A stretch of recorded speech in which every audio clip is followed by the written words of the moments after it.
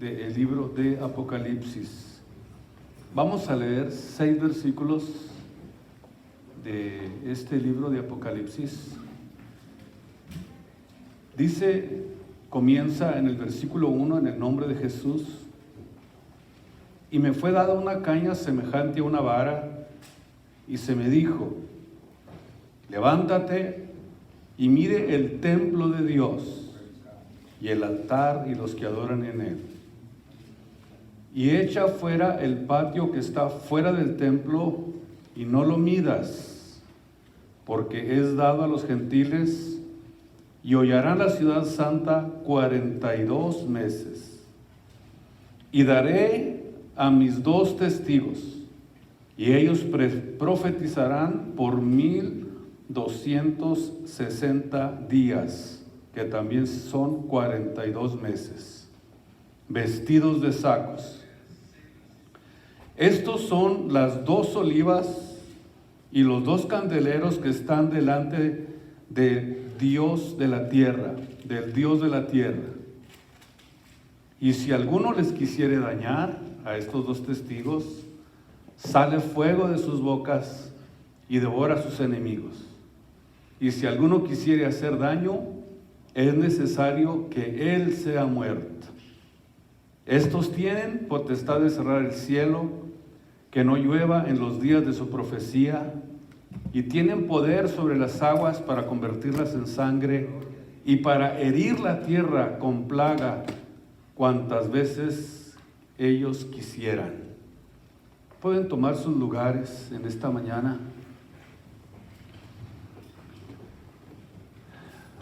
Realmente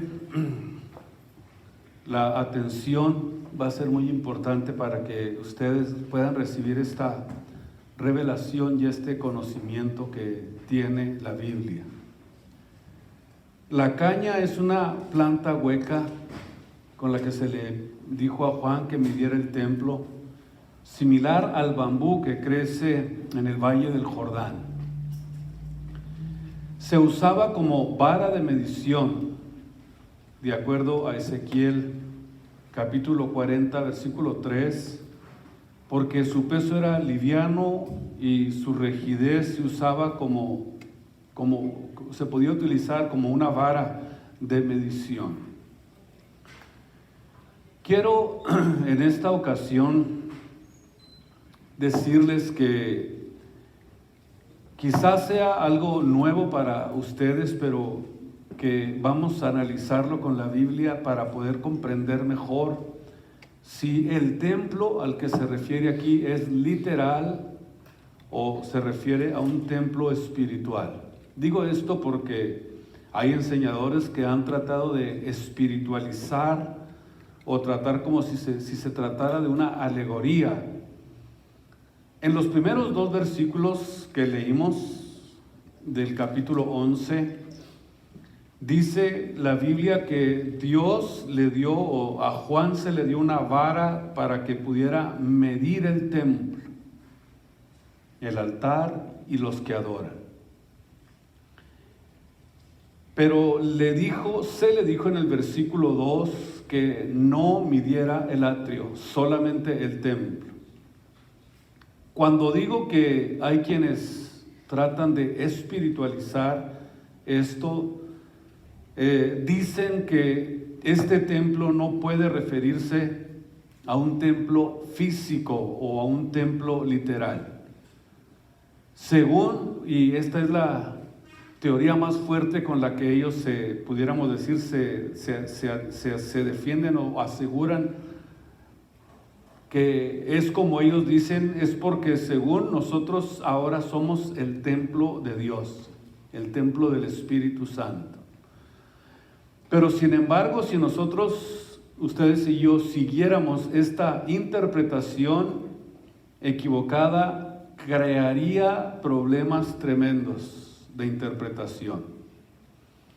Yo preguntaría cómo Dios iba a medir, cómo Dios iba a decir a Juan que midiera un templo si se tratara de la iglesia, que es el cuerpo de Cristo. ¿Cómo se puede medir un cuerpo invisible de gente creyente o de gente llamada la iglesia de Jesucristo? Es una pregunta que tendríamos que poner en nuestra mente. No se puede entonces espiritualizar porque el cuerpo de Cristo está formado de creyentes que están esparcidos por toda la redondez de la tierra, por todo el mundo. Se me hace que es difícil pensar que se trata de la iglesia o espiritualizarla como el cuerpo místico de Cristo, porque si fuera de esta manera, esto sería una imposibilidad. Número 2, si este templo se refiere a nosotros, la iglesia, ¿quiénes entonces son los adoradores que están ahí? ¿Y qué simboliza el altar? También sería una pregunta que hacer. Y en tercer lugar, la iglesia, todos sabemos que somos una mezcla de judíos, gentiles, griegos, y que está una mezcla con todas las nacionalidades en un solo cuerpo. Por esa razón creo que sería imposible poder entenderlo de esta manera. Entonces, ¿por qué también notamos que aquí, si fuera de esa manera, por qué están los gentiles afuera del templo o segregados fuera del templo, en este templo? Cuando realmente dice el versículo 2 que este templo o esta área del templo sería hollado o pisoteado o destruido por 42 meses por los gentiles, o sea, 3 años y medio. Es porque este templo necesitamos verlo desde el punto de vista profético para poder entenderlo. Este templo del que habla Juan es un templo que será reconstruido y existirá durante el tiempo de la tribulación, porque ya entendimos, está dividido el tiempo o los 7 años de los 7 años de la semana 70 de Daniel. Está dividido, dijimos, en 3 etapas. ¿Se recuerdan ustedes? ¿Cómo están divididos estos 7 años de la gran tribulación o de los 7 años de la semana 70 de Daniel? Están divididos en tribulación, gran tribulación y la ira de Dios. Entonces, este templo será reconstruido durante la etapa de la tribulación. Israel, de acuerdo a la Biblia y de acuerdo a las profecías de Daniel, de Jesucristo, de Juan, volverá a ofrecer sacrificios, y esto sucederá muy pronto, de acuerdo a este pasaje y a otros pasajes que vamos a ir estudiando durante el estudio del libro de Apocalipsis, que hablan precisamente acerca de estas profecías bíblicas. Y hasta hoy los judíos, ya entendemos, no han podido recuperar ese lugar que es llamado en la Biblia el lugar santo. La razón por la que ellos no han podido, tomar todavía ese lugar es porque ellos fueron dispersados por todo el mundo. Y por casi 2000 años no existía el pueblo de Israel. Comenzaron a regresar y en mayo de 1948 por fin se reconoció a Israel como una nación. Imagínense ustedes, 1948, después de 2000 años de estar esparcidos. En la guerra de los 6 días, en el año 1967, recuperaron la parte oriental de Israel. Y vemos que poco a poco están recuperando su tierra, pero todavía no han podido recuperar el lugar santo o el lugar donde estaba el templo que construyó Salomón. Este es el lugar que ahorita pudiéramos decir está en una tremenda discordia. Si los judíos se meten a ese lugar, inmediatamente surgiría un grande problema entre los palestinos y los judíos. Entonces vemos pues que Israel estará adorando otra vez después de casi 2500 años desde la invasión de Nabucodonosor, que no han podido restaurar bien el templo como ellos quisieran, pero solo van a poder hacerlo, escúchenme bien, y esto es muy importante, durante el tiempo de la tribulación, pero bajo la protección del anticristo. Los que han escuchado los mensajes anteriores, yo creo que entienden perfectamente lo que les estoy diciendo, ¿verdad? Entonces Juan está refiriéndose a un templo literal. Veamos cómo el anticristo, de qué forma va a invadir y va a profanar este templo. Repito, no puede ser toda la iglesia, porque los cristianos estamos repartidos en todo el mundo. Pero si nosotros vamos a las profecías de la Biblia, si ustedes abren su Biblia en el libro de Daniel, capítulo 9, vamos a mirar claramente que se trata de un templo literal en el tiempo de la tribulación. En el capítulo 9 del libro de Daniel, versículo 27, dice la Biblia que en otra semana confirmará el pacto a muchos. En una semana, es una semana de años, de acuerdo a las profecías. Es la semana 70 que le faltan a las 69 semanas de la profecía de Daniel. Dice que en otra semana confirmará el pacto a muchos, y a la mitad de la semana, o sea, es una semana de años, a los 3 años y medio, de acuerdo a la Biblia, el anticristo hará que separen los sacrificios y las ofrendas a la mitad de la semana.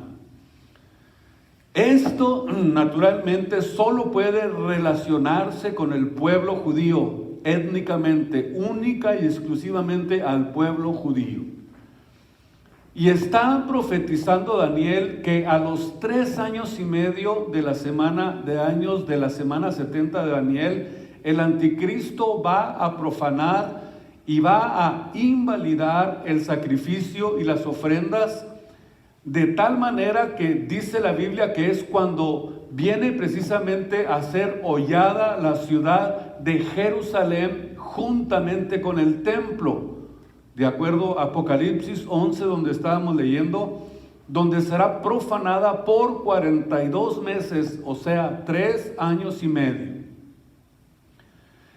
Vemos entonces que aquí se está refiriendo a un acto y a un templo y a un ambiente totalmente literal, o sea, está hablando que es algo que va a suceder y que se va a mirar en el próximo tiempo, ya no muy lejano. Estamos a punto de mirar cumplirse estas profecías del libro de Daniel. Todo está preparado para la reconstrucción del templo en Jerusalén. Todo está preparándose de una forma perfecta y vamos a mirarlo que pronto va a suceder.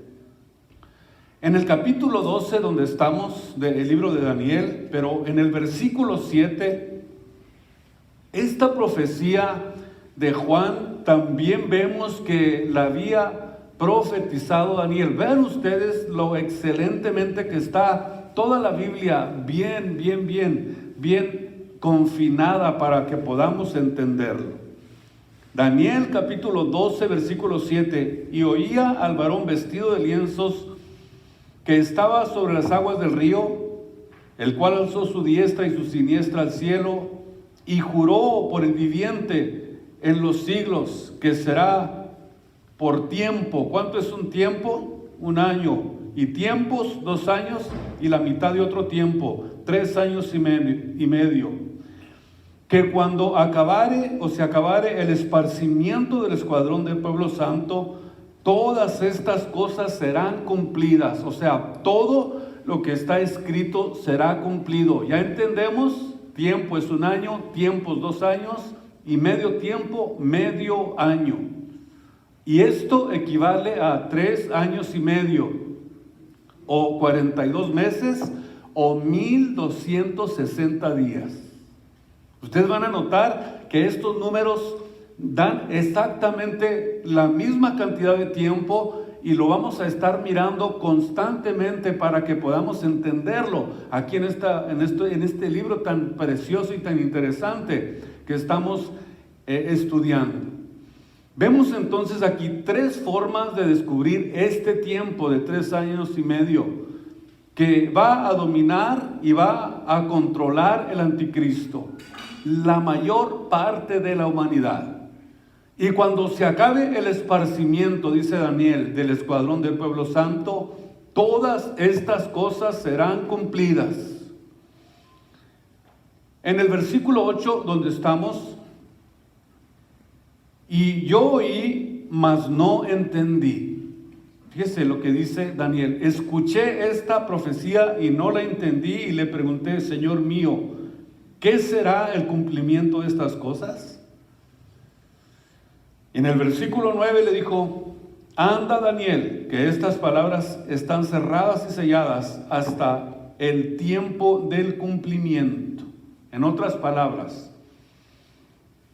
si nosotros en este tiempo estamos viviendo lo que Daniel profetizó, entonces vamos a ver nosotros a través de esto que vamos a poder nosotros entender, vamos a poder descubrir y vamos a poder tener más luz, más conocimiento, más revelación acerca del tiempo que estamos viviendo.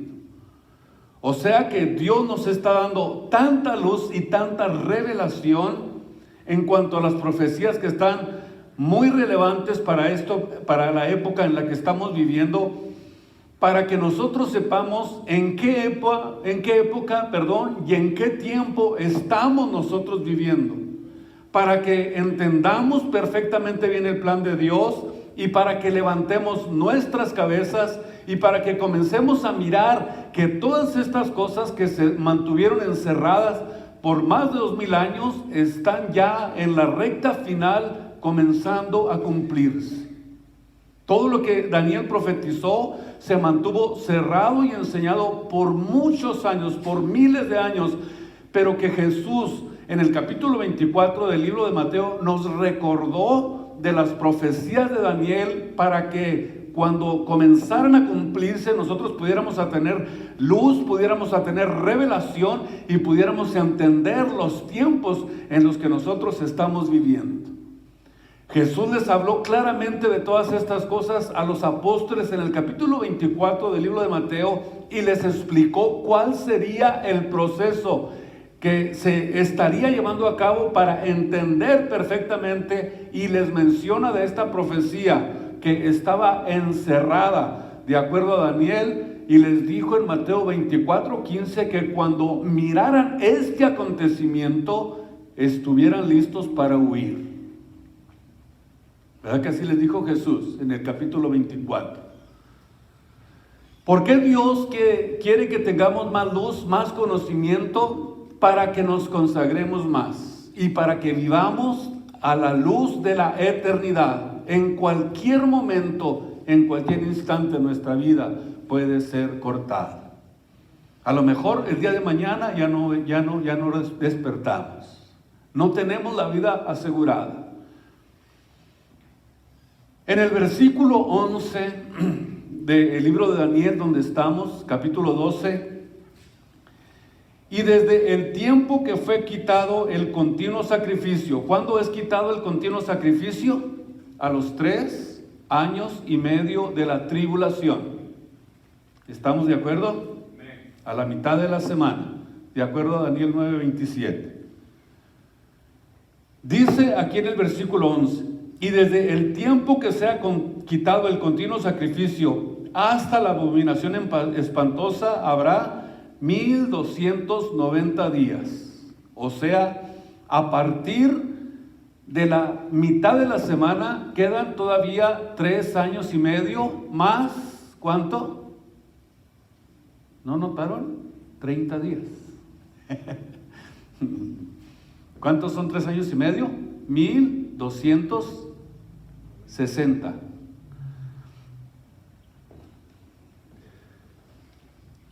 Pero aquí notamos que hay 30 días de más. Vamos a ver ahorita más adelantito a ver de qué se trata.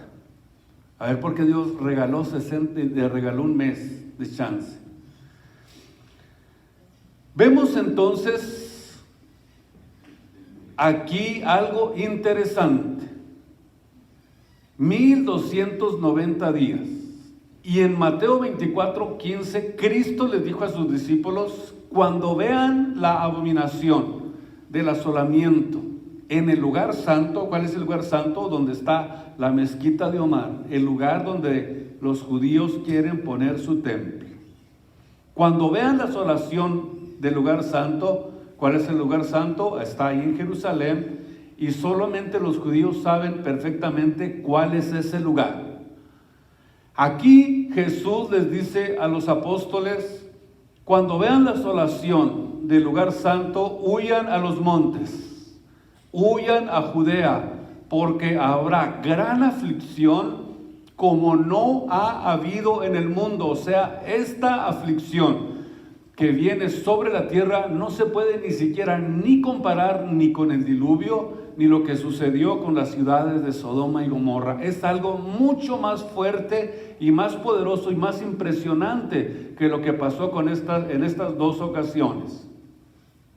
Muy bien, vamos a comenzar a tratar de juntar todas las piezas que vamos a poder comprender. Vamos a ver que esta abominación desoladora que Cristo menciona lo hace un hombre llamado el Anticristo.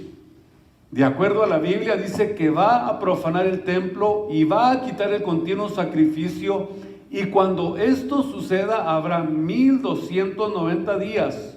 Muy importante, 3 años y medio, en el tiempo en que los dos testigos, también por 3 años y medio, en el tiempo del Anticristo.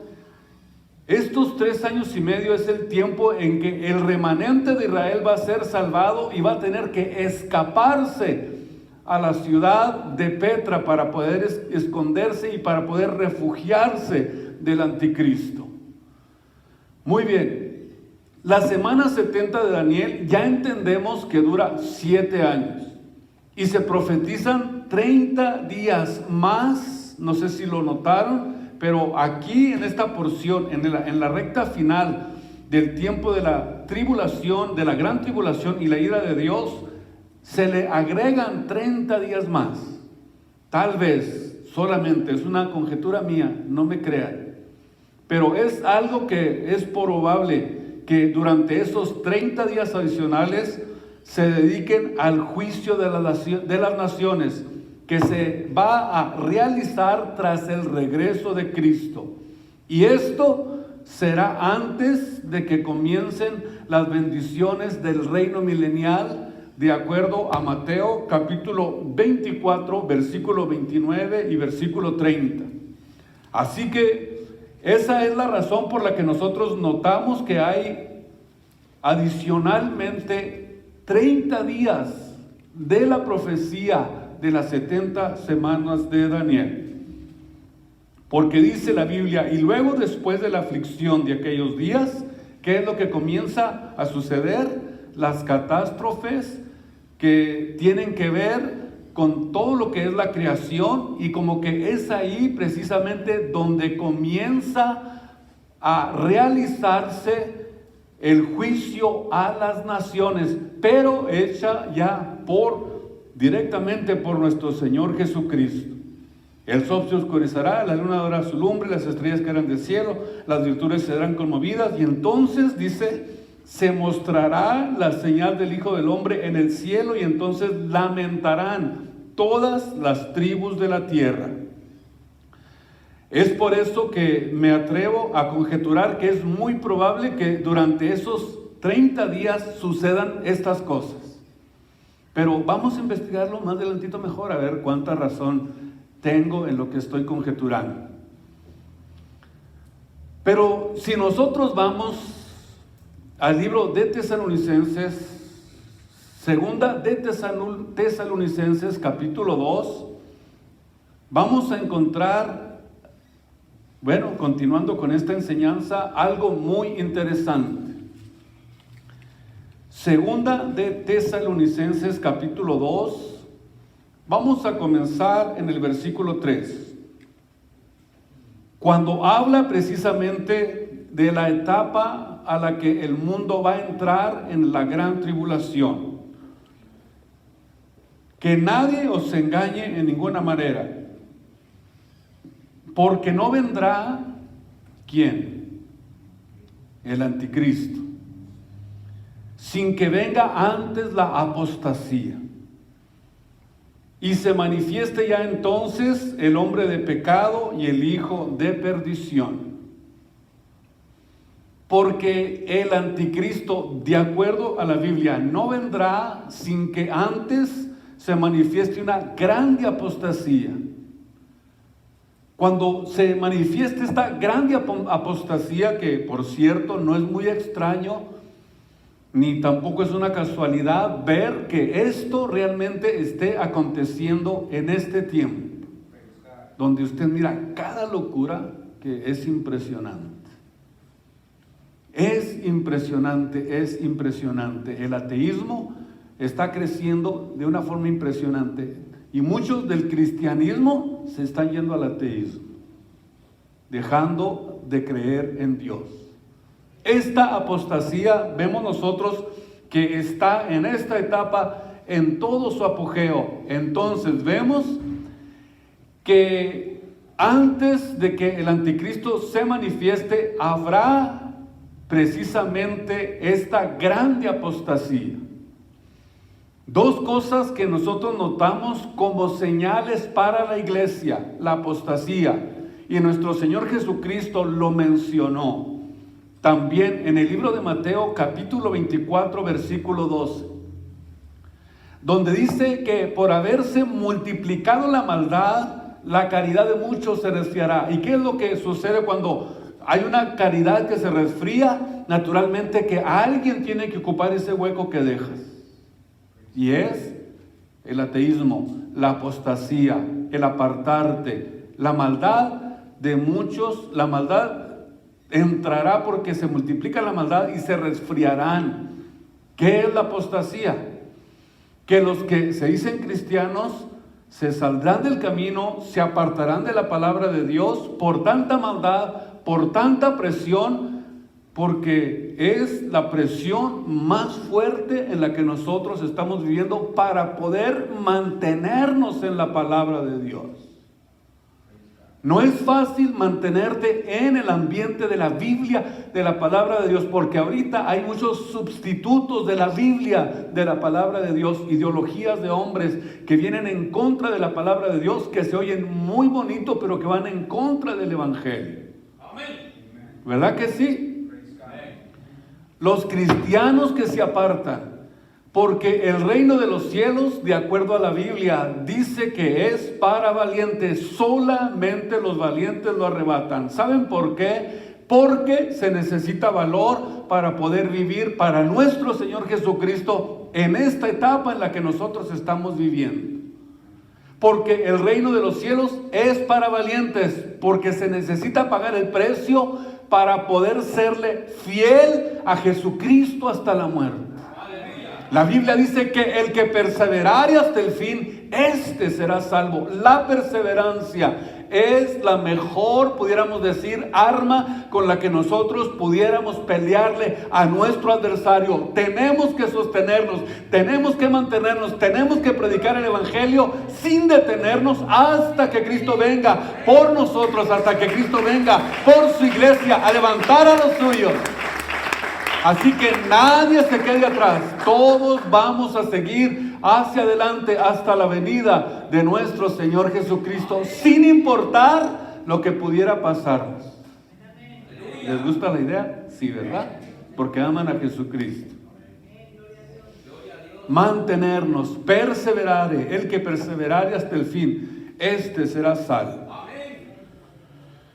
Ya entendemos entonces que el anticristo no puede manifestarse sin que antes entre la apostasía al mundo. En el versículo 4 de Segunda de Tesalonicenses, capítulo 2, dice: oponiéndose y levantándose contra todo lo que se llame Dios o que se adora. Ya entendemos que aunque los judíos estén haciendo algo equivocado, porque ya no se necesitan presentes ni sacrificios, ya se ofreció un sacrificio para el perdón de los pecados, pero lo que el anticristo detesta es que no lo estén adorando a él. Porque les voy a ser honesto, ni lo que están haciendo los judíos en ese tiempo lo está recibiendo Dios. Porque ¿qué están haciendo? Al levantar un templo y comenzar a hacer sacrificio y adorando, están haciendo inválido el sacrificio de Jesús. Pero él dice: ¿cómo es posible que estén adorando algo que no tiene sentido? Mejor que me adoren a mí. Y es cuando viene la traición, a la mitad de la semana, a los 3 años y medio. A los 3 años y medio es ahí donde viene precisamente esta traición. Apocalipsis capítulo 11, versículo 4. Habla precisamente de estos dos testigos. Dice que este hombre llamado el anticristo, por eso es claro que estamos hablando de un templo literal. Este hombre, de acuerdo a la Biblia, se levanta, se opone a lo que es Dios, impide que a nadie más se le adore, sino solamente a Dios. De tal manera, dice la Biblia, que se asienta en el templo de Dios. ¿No es algo literal? Absolutamente.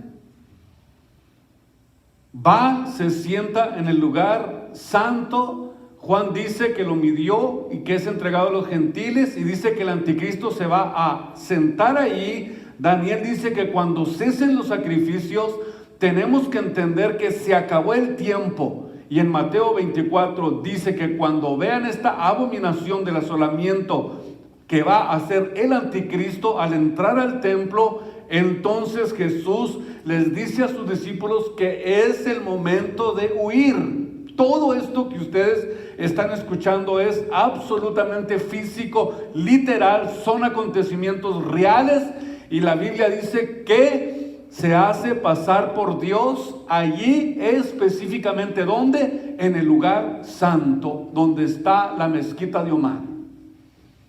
Estamos hablando de un lugar geográfico y específico.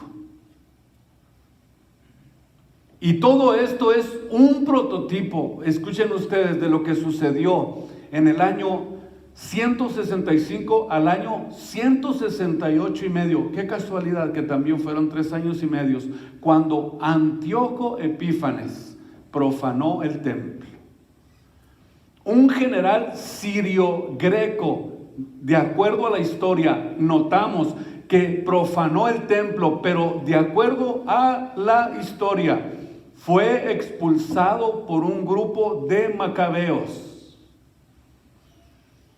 No es extraño entonces ver que este personaje, Antíoco Epífanes, pudiera ser como un antitipo del anticristo, y que cuando el anticristo venga y se asiente en ese lugar, va a repetir exactamente lo que hizo Antíoco Epífanes, y va a decir: yo soy Dios. Se acabaron las religiones. Y aunque allí se levante Roma y dice: pero yo te ayudé para que subieras al poder, no importa. Apocalipsis 18, viene la traición, ¿verdad? Viene la traición y dice: a mí no me interesa, yo desde ahora, desde este momento, cuando dice la Biblia que hay un espíritu, un espíritu llamado la bestia que sube del abismo, se personifica en el anticristo, y entonces demandará que solamente a él se le adore. Se acabó Roma, se acabaron las religiones, se acabó el protestantismo. Ahora todos me tienen que adorar a mí, dice el anticristo. ¿Qué es lo que va a hacer? Se los va a imponer. Ven ustedes qué tan importante este lugar en el que él va a hacer este acto. En el tiempo de David vemos en la Biblia que Dios le negó a David construirle un templo por situaciones que David había pasado. Por eso se restauró solamente el tabernáculo de David, donde ni siquiera se ofrecían presentes ni sacrificios. Lo que se estableció en el tabernáculo de David fue la alabanza y la adoración a Dios. Pero a David no se le permitió de ninguna manera poder construir este templo. Pero le promete que lo va a hacer su hijo Salomón. ¿Quién lo construiría? Y esto sería en Jerusalén. En el Salmo 132 vemos entonces que fue Dios quien escogió específicamente ese lugar. Por eso es llamado el lugar santo. En el Salmo 132, versículo 13 al 15, encontramos que Dios eligió a Sión y dice que la deseó por habitación para sí mismo. Este es mi reposo para siempre. Aquí habitaré porque la he deseado. Y su mantenimiento daré bendición. Sus pobres saciaré de pan. Asimismo vestiré a sus sacerdotes de salud y a sus santos darán voces de júbilo. Después de mirar que Dios había elegido este lugar para que Él habitara allí, díganme ustedes si el diablo no va a luchar para querer destruir algo que Dios deseó, algo que Dios estableció desde los tiempos de Abraham. Vemos entonces que en el año 605 antes de Cristo, a pesar de que se había construido el templo, que lo construyó Salomón, vemos que Nabucodonosor lo destruye. Después, en el año 535 antes de Cristo, 70 años después de su reconstrucción, después del exilio, llegó Zorobabel encabezando un grupo de judíos que regresaron de Babilonia a reconstruir un templo, pero en realidad fue un templo pero muy inferior al que había construido Salomón. No se podía comparar. Todo lo que contenía el templo de Salomón era de oro, incluyendo hasta el trono donde Salomón se sentaba. Completamente inferior el que construyeron en el tiempo de Zorobabel. Después, Antíoco Epífanes en el año 165 al año 168 y medio, fue también el que lo destruyó completamente. Después, Herodes el Grande, por tercera vez en los tiempos de nuestro Señor Jesucristo, lo reconstruyó para hacerse amigo de los judíos. Sin embargo, Cristo les dijo a sus apóstoles, fíjese bien lo que les dijo, que después de la muerte y resurrección de Él, no iba a quedar sobre ese templo que había levantado Herodes, no iba a quedar piedra sobre piedra. Y esto sucedió precisamente en el año 70 después de Cristo, cuando Tito lo destruyó completamente. Y el cuarto templo del que ahora estamos hablando está en el capítulo 11 del libro de Apocalipsis, la reconstrucción del cuarto templo. Y dice la Biblia que va a ser reconstruido de acuerdo a la Biblia, en tiempos del anticristo. Porque dice en el versículo 3, donde leíamos, del capítulo 11,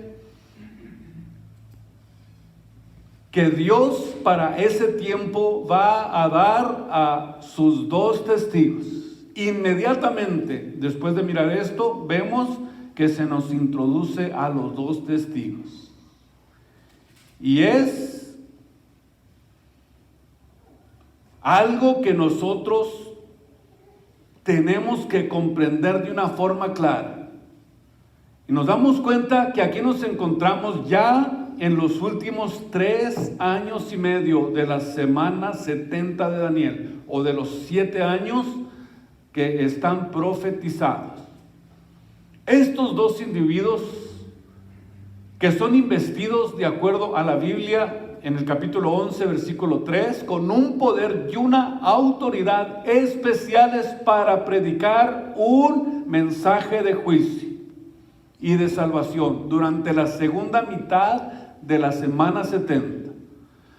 Todo asunto en el Antiguo Testamento, de acuerdo a la Biblia, se necesitaban 2 o 3 testigos para que el testimonio fuera verdadero. Aquí vemos entonces que hay 2 profetas que serán la culminación o harán la culminación del testimonio de Dios a Israel por medio de un mensaje contundente sobre el juicio divino, pero también a la vez su oferta gratuita del Evangelio a todos los que se arrepentan y crean. En el capítulo 12 del libro de Apocalipsis, versículo 6, dice que la mujer huyó al desierto, donde tiene lugar aparejado de Dios, para que allí se mantenga 1260 días. 1260 días.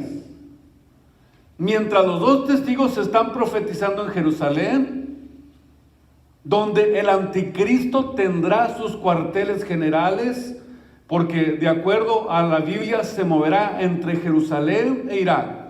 Y ahí en Jerusalén, los 2 testigos, por 3 años y medio, vemos que van a estar profetizando, mientras que Dios protegerá, a Israel al suministrar un escondite en el desierto.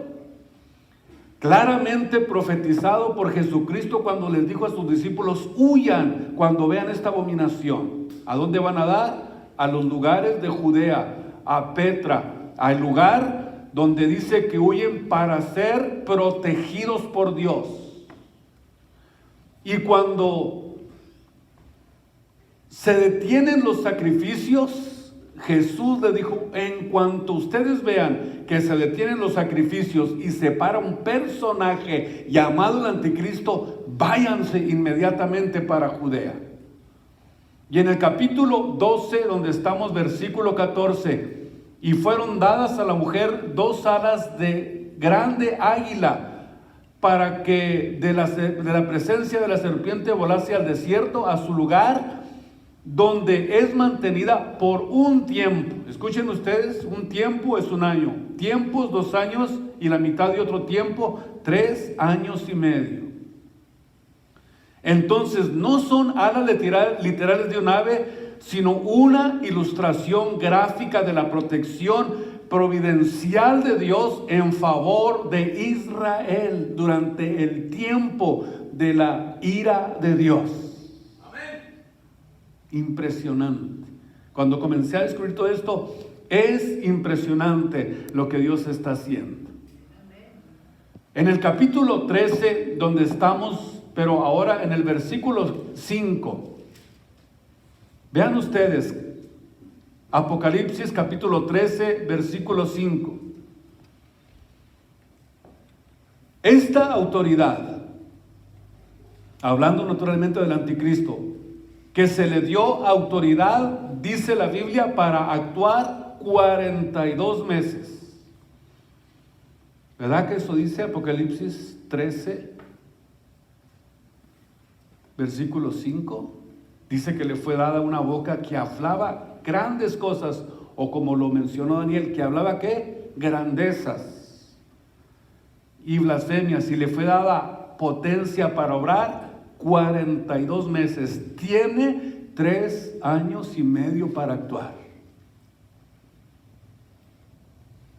O sea, 3 años y medio, 1260 días, o tiempo y tiempos y la mitad de un tiempo, es el mismo tiempo, 3 años y medio. Vamos entonces a ver a los 2 testigos que van a profetizar. Dice también 3 años y medio.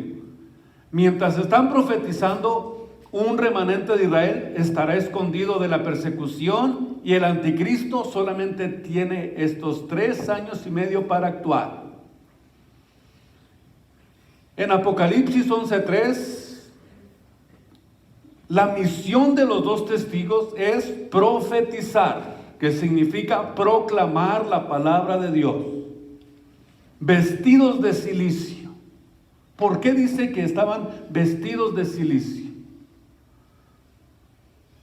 Cilicio era una vestidura áspera, hecha de pieles de camello, y simbolizaba en la Biblia lamento. Vean ustedes que realmente la profecía de los 2 testigos tiene que ver con los juicios de Dios. El cilicio también era una expresión de penitencia, de humildad, de lamentación, de aprobio, de aflicción, de humillación y también de dolor. Se van a vestir estos 2 testigos de cilicio para expresar la aflicción y el dolor del corazón de Dios. Porque Dios no se place, Dios no disfruta, pero de acuerdo a su santidad es imposible que la maldad pase desapercibida delante de un Dios santo y justo. Amén.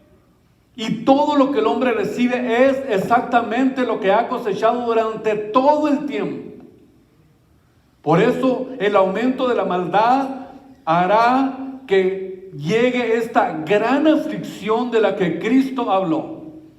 Estos testigos están vestidos de cilicio, están expresando la aflicción, están expresando el dolor de Dios hacia un mundo incrédulo y que no quiere arrepentirse. Pero Dios lo hace con todo el dolor, con toda la aflicción, pero los juicios de Dios no pueden ser detenidos por causa de la maldad.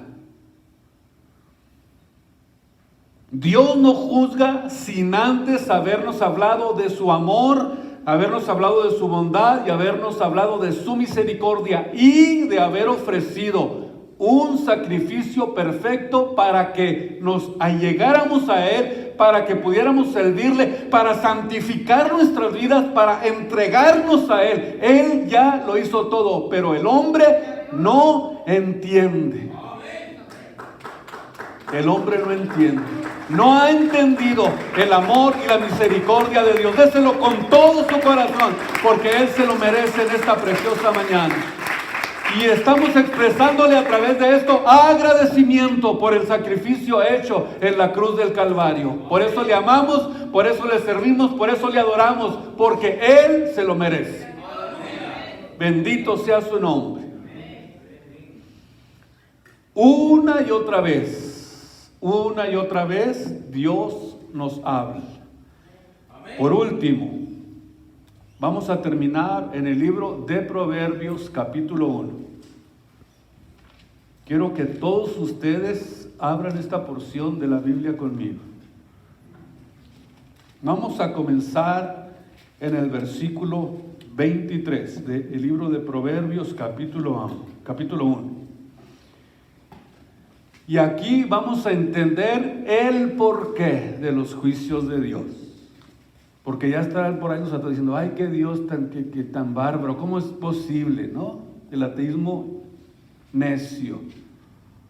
que no entiende los planes de Dios. Dice el versículo 23,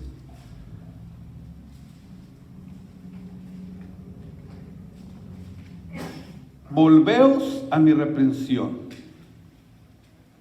Y aquí yo, dice Dios, derramaré de mi espíritu y les haré saber mis palabras. Por cuanto llamé, Dios te ha llamado y no quisiste. Extendí mis manos y no hubo quien escuchase. Antes desechaste todo consejo mío y mi reprensión no quisiste. También yo me reiré en vuestra calamidad y me burlaré cuando os viniere lo que teméis. Cuando viniere como una destrucción lo que teméis y vuestra calamidad llegare como un torbellino, cuando sobre vosotros viniere tribulación y angustia, entonces me llamarán y no responderé. Me van a buscar, no me hallarán, por cuanto aborrecieron mi sabiduría y no escogieron el temor de Dios, ni quisieron mi consejo y menospreciaron toda reprensión mía.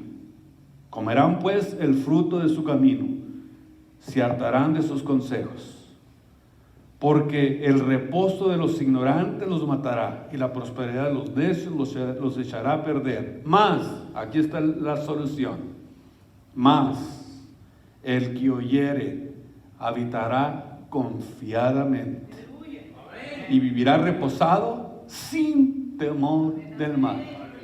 Bendito sea su nombre en esta mañana preciosa.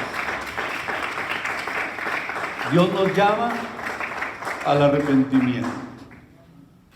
Dios nos llama al arrepentimiento. No importa el precio que tengamos que pagar, yo les digo, hagamos la voluntad de Dios. Vale la pena. Dios nos llama al arrepentimiento. Pónganse de pie en esta preciosa mañana.